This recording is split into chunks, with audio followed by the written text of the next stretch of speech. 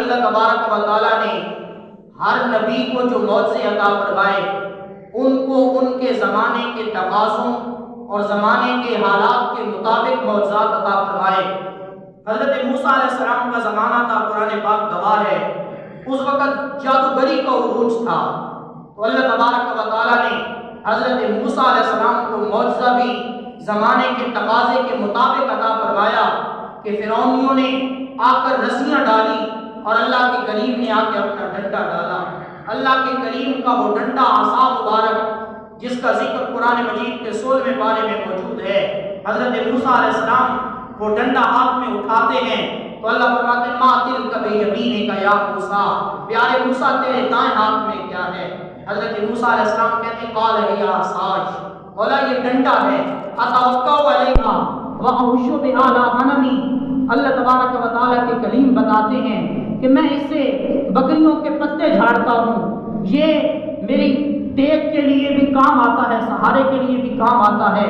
آگے آپ اسی طرح بیان کرتے ہیں تو حضرت موسیٰ علیہ السلام کو اللہ نے یہ شان عطا فرمائی کہ آپ نے وہ ڈنڈا ڈالا اور فرعونیوں کی جو رسیاں سانپوں میں بدلی ہوئی تھی اس ساری کو انہوں نے کھا لیا، اور پھر ان سارے جادوگروں کو اللہ تبارک و تعالیٰ نے موسیٰ علیہ السلام کے ہاتھ پر دین حق عطا فرما دیا۔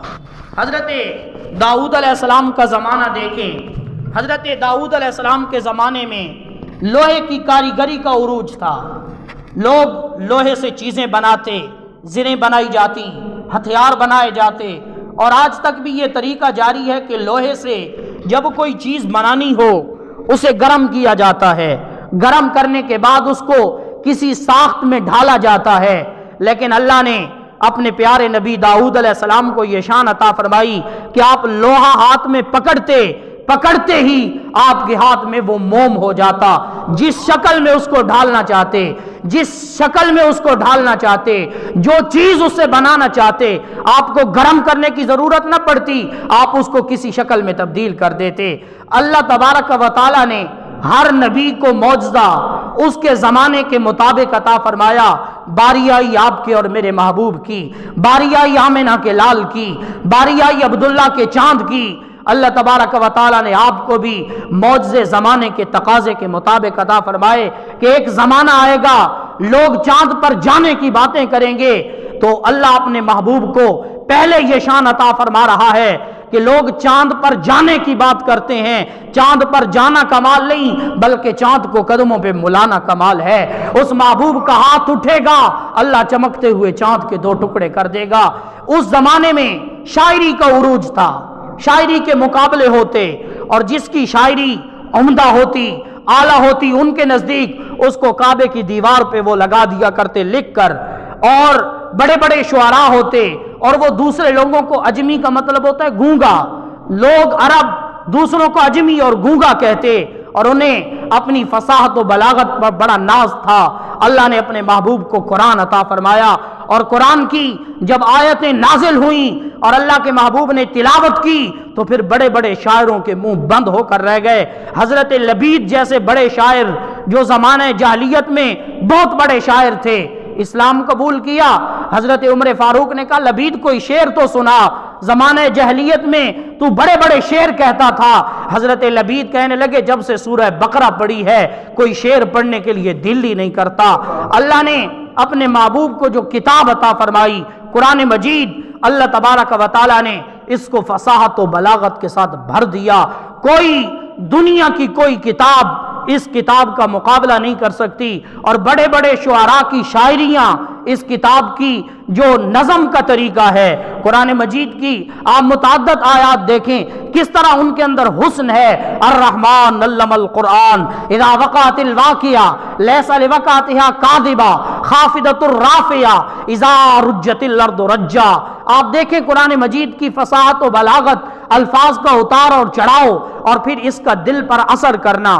قرآن مجید میں اللہ تبارک و تعالیٰ فرماتا ہے، سورہ زمر کے اندر 23واں پارہ ہے، اللہ فرماتے اللہ نزل احسن الحدیث کتابا متشابہا مثانیہ تقشعر منہ جلود الذین یخشون ربہم، کہ اللہ تبارک و تعالیٰ نے قرآن کو بڑے خوبصورت الفاظ کے اندر نازل فرمایا۔ فرمایا جب قرآن کی آیتوں کی تلاوت ہوتی ہے تو پھر ایمان والوں کے جسم کانپنے لگتے ہیں، ان کی جلدیں نرم پڑ جاتی ہیں اور یہ اللہ کے ذکر کی طرف دوڑنے لگ جاتے ہیں۔ قرآن مجید نامہ پارہ سورہ انفال، اللہ فرماتا الذین اذا ذکر اللہ وجلت قلوبہم واذا تلیت علیہم آیاتہ زادتہم ایمانا وعلی ربہم یتوکلون، کہ جب قرآن کی آیتوں کی تلاوت ہوتی ہے تو ایمان والوں کے ایمانوں میں اضافہ ہوتا ہے اور وہ اللہ تبارک و تعالیٰ کی ذات سے ڈر جاتے ہیں اور اللہ تبارک و تعالیٰ کی ذات پہ بھروسہ کرتے ہیں۔ قرآن کیسی عظمتوں اور شانوں والی کتاب ہے۔ حضرت ابو سعید خدری رضی اللہ تعالیٰ عنہ روایت کرتے ہیں، ترمذی شریف کے اندر موجود ہے۔ حضرت ابو سعید خدری فرماتے ہیں کہ اللہ تبارک و تعالیٰ کے محبوب صلی اللہ علیہ وسلم فرماتے ہیں کہ رب فرماتا ہے ان نبی سعید رضی اللہ تعالیٰ عنہ سمیت رسول اللہ صلی اللہ علیہ وسلم یقول الرب تبارک و تعالی، کہ اللہ تعالیٰ فرماتا ہے من شغلہ القرآن عن ذکری و مسئلتی آتیتہ افضل ما اعطی السائلین۔ اللہ کے محبوب فرماتے ہیں، رب تعالیٰ فرماتا ہے کہ جو شخص قرآن میں مشغول رہتا ہے، قرآن پڑھنے اور پڑھانے کے اندر مصروف رہتا ہے، کتنا مصروف رہتا ہے، اسے دعا مانگنے کا ٹائم نہیں ملتا، اسے اللہ تبارک و تعالیٰ کی بارگاہ میں سوال کرنے کی فرصت نہیں ملتی، وہ قرآن میں مشغول رہتا ہے۔ اللہ فرماتا ہے اوتیا من السائلین، اللہ تبارک و تعالیٰ اسے دعائیں مانگنے والوں سے زیادہ عطا فرماتا ہے۔ اور آگے فرمایا وفضل کلام اللہ علی سائر الکلام کفضل اللہ علی خلقہ، اور قرآن کی فضیلت باقی کلاموں پر ایسے ہے جیسے اللہ تبارک و تعالیٰ کی فضیلت مخلوق پر ہے، قرآن کی فضیلت باقی کلاموں پر ایسی ہے۔ پھر قرآن پاک پڑھنے سے بندے کو انعام کیا ملتا ہے؟ حضرت ابو ہریرہ روایت کرتے ہیں مشکات کتاب العلم کے اندر، اور اس کے علاوہ مسلم شریف کے اندر حدیث پاک موجود ہے، ان نبی ہریرہ رضی اللہ تعالی عنہ قال قال رسول اللہ صلی اللہ علیہ وسلم مجتمع قوم فی بیت من بیوت اللہ یتلون کتاب اللہ ویتدارسونہ بینہم۔ اللہ کے محبوب علیہ الصلوۃ والسلام فرماتے ہیں جب کوئی قوم اللہ کے گھروں میں سے کسی گھر کے اندر جمع ہو جاتی ہے، کیا کرتے ہیں؟ یتلون کتاب اللہ، وہ اللہ کی کتاب کی تلاوت کرتے ہیں، ویتدارسونہ بینہم، یا قرآن کا آپس میں درس دیتے ہیں۔ جس طرح میں قرآن کی آیات بیان کر رہا ہوں، آپ ان آیات کو سماعت فرما رہے ہیں۔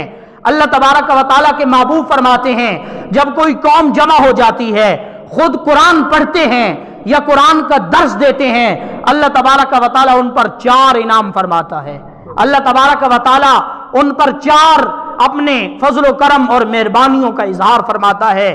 پہلی چیز فرمایا قرآن پڑھنے والے جمع ہوتے ہیں، بغشیتہم الرحمہ، اللہ تبارک و تعالیٰ کی رحمت سے انہیں ڈھانپ دیا جاتا ہے۔ اور فرمایا وحفتہم الملائکہ، اور اس پوری مجلس کو اللہ تبارک و تعالیٰ کے فرشتے گھیر لیتے ہیں۔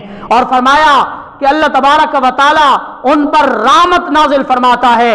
اور چوتھی چیز فرمایا وذکرہم اللہ فی من عندہ، وہ زمین پر بیٹھ کر قرآن کی تلاوت کر رہے ہیں، وہ زمین پر بیٹھ کر قرآن کا درس سن رہے ہیں، اللہ تبارک و تعالیٰ ان کا ذکر اللہ فرشتوں کے سامنے کر رہا ہے۔ پھر قرآن کو اللہ نے کیا شان عطا فرمائی، ترمذی شریف کے اندر موجود ہے، حضرت علی ابن ابی طالب روایت کرتے ہیں۔ اور آپ یاد رکھیں آج قرآن سے ہمارا رشتہ کمزور ہوتا جا رہا ہے۔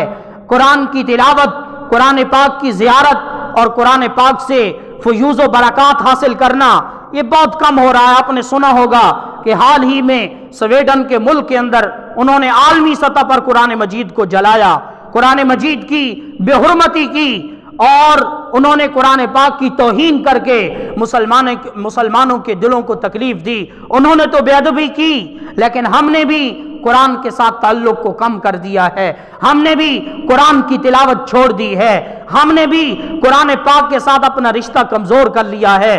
علامہ اقبال رحمۃ اللہ تعالی علیہ روتے روتے اس دنیا سے گئے، اور اقبال کہتے تھے جانتا ہوں کہ یہ امت حامل قرآن نہیں ہے، وہی سرمایہ داری بندہ مومن کا دین، اور مشرق کی اندھیری راتوں میں بے ید بیدا ہے پیران حرم کی آستین، الحذر 100 بار آئین پیغمبر سے الحذر، حافظ ناموس زن مرد آزما مرد آفریں، اور چشم عالم سے پوشیدہ رہے یہ آئین تو خوب کہ خود مسلمان ہے معروم یقین۔ اقبال کہتے مسلمان کا یقین ہی ختم ہو چکا ہے، وہ پورا قرآن تو گھر پڑھوا دے گا، قرآن کا ختم تو کروا لے گا، لیکن اگر اس سے صرف بسم اللہ پہ بھی یقین ہوتا تو اللہ اس کی مشکلوں کو حل کر دیتا۔ آج ہمارا یقین ختم ہو چکا ہے۔ قرآن پاک کی برکتیں، قرآن پاک کی رحمتیں اور قرآن پاک کا رحمت ہونا اسی طرح برحق ہے، لیکن ہمارا یقین ناقص ہو چکا ہے۔ اور میں نے ابھی انبیاء سابقہ کے معجزات کی بات کی تو امام بوصیری کہتے ہیں دامت لدینا ففاقت کل معجزۃ من النبیین اذ جاءت ولم تدمی، کہ اللہ نے انبیاء کو جتنے معجزات عطا فرمائے ان کے زمانوں کے ساتھ خاص تھے، لیکن اللہ نے اپنے محبوب کو جو معجزہ قرآن عطا کیا یہ مسلمانوں کے سینوں بھی موجود ہے، اور قیامت تک اللہ کے محبوب کا یہ معجزہ مسلمانوں کے پاس رہے گا۔ قرآن مجید کی کیا شان ہے؟ حضرت علی ابن ابی طالب روایت کرتے ہیں، جامع ترمذی کے اندر روایت موجود ہے، حضرت علی المرتضیٰ فرماتے ہیں کہ اللہ کے محبوب علیہ الصلوۃ والسلام نے فرمایا الا انہا ستکون فتنۃ، کہ ان قریب تم پر فتنے آ جائیں گے۔ حضرت علی فرماتے ہیں کل تو میں نے عرض کی مل مخرج منہا یا رسول اللہ، یا رسول اللہ ان فتنوں سے نکلنے کا طریقہ کیا ہوگا؟ نبی پاک صلی اللہ علیہ وسلم نے فرمایا قال کتاب اللہ، فرمایا ان فتنوں سے نکلنے کا طریقہ اللہ کی کتاب قرآن ہے۔ فرمایا فیہ نبأ ما قبلکم وخبر ما بعدکم وحکم ما بینکم وہو الفصل لیس بالحزل، کہ قرآن میں تمہارے پہلوں کی خبریں بھی موجود ہیں اور تمہارے بعد والوں کی خبریں بھی موجود ہیں، اور فرمایا قرآن ہی تمہارے درمیان فیصلہ کرنے والا ہے، اور فرمایا قرآن کوئی مذاق نہیں۔ اور نبی پاک علیہ الصلوۃ والسلام نے فرمایا من ترکہ من جبار قسمہ اللہ، کہ جس نے از راہ تکبر قرآن کی طرف پشت کی اور قرآن کو چھوڑ دیا، فرمایا اللہ تبارک و تعالی اس کو ذلیل کر دے گا۔ اور فرمایا ومن ابتغى الهدى فی غیرہ اضلہ اللہ، جو قرآن کے علاوہ کسی اور چیز میں ہدایت تلاش کرے گا اللہ اس کو گمراہ کر دے گا۔ اور فرمایا وَهُوَ حَبْلُ اللَّهِ الْمَتِينُ، فرمایا قرآن اللہ کی رسی ہے، وَهُوَ الذِّكْرُ الْحَكِيمُ، اور قرآن حکمت والا ذکر ہے، وَهُوَ الصِّرَاطُ الْمُسْتَقِيمُ، اور قرآن ہی سیدھا رستہ ہے۔ اور اللہ کے محبوب علیہ الصلوۃ والسلام نے فرمایا قرآن کیسی کتاب ہے؟ فرمایا هُوَ الَّذِي لَا تُزِيغُ بِهِ الْآبَاءُ، قرآن سے خواہشیں کبھی نہیں بگڑیں گی۔ فرمایا وَلَا تَلْتَبِسُ بِهِ الْأَلْسِنَةُ، اور قرآن دوسری زبانوں کے ساتھ خلط ملط نہیں ہوگا۔ اور فرمایا وَلَا يَخْلُقُ عَنْ كَثْرَةِ الرَّدِّ، اور قرآن زیادہ پڑھے جانے کی وجہ سے کبھی پرانا نہیں ہوگا۔ اور فرمایا قرآن کے عجائبات کبھی ختم نہیں ہوں گے۔ اور اللہ کے محبوب فرماتے قرآن ایسی کتاب ہے کہ جب جنوں نے اس کو سنا تو جن کہنے لگے انا آمنا، ہم قرآن پر ایمان لائے۔ اور اللہ کے محبوب نے فرمایا من قال به صدقہ، جس نے قرآن کے مطابق کہا اس نے سچ کہا، من عمل به اجرا، جس نے قرآن پر عمل کیا اللہ اس کو اجر عطا فرمائے گا، من حکم به عدلا، جس نے قرآن کے مطابق فیصلہ کیا اس نے عدل کیا، ومن دعا الی اللہ فقد ہدی الی صراط مستقیم، اور جس نے قرآن کی طرف بلایا اس نے ہدایت کی طرف بلایا۔ اللہ تبارک و تعالی ہمیں قرآن پاک کی محبت عطا فرمائے، اور نبی پاک صلی اللہ علیہ وسلم کا سب سے بڑا معجزہ یہ معجزہ قرآن ہے جو زمانے کے تقاضوں کے مطابق عطا ہوا، اور دوسرا بڑا معجزہ معجزہ معراج ہے۔ انشاءاللہ آیت کے ہر حصے پر گفتگو ہوگی اگر اللہ تبارک و تعالی نے چاہا۔ اللہ تبارک و تعالی ہمیں عمل کی توفیق عطا فرمائے۔